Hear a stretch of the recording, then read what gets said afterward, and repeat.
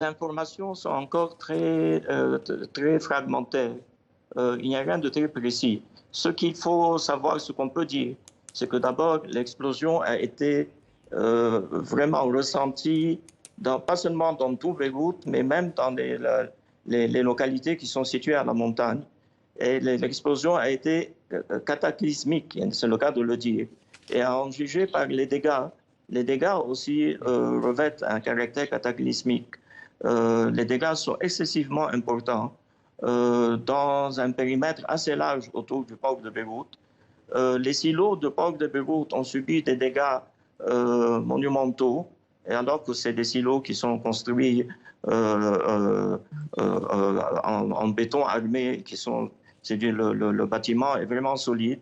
Il a subi des dégâts considérables.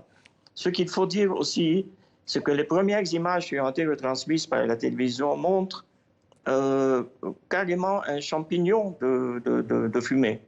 Hein, c'est carrément un champignon de fumée qui ressemble aux champignons qu'on voit quand il y a une explosion un peu nucléaire, évidemment. Ce n'est pas une explosion nucléaire, mais il y a eu carrément un champignon de fumée blanche ce champignon a été assez impressionnant. Et l'explosion, les premières images sont vraiment très impressionnantes. Michel Touma, on parle de dizaines de blessés, de nombreuses personnes sous les décombres.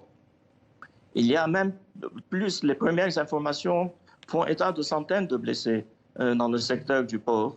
Pour le moment, les premières informations ne font pas état de tués, mais il y aurait des centaines de blessés.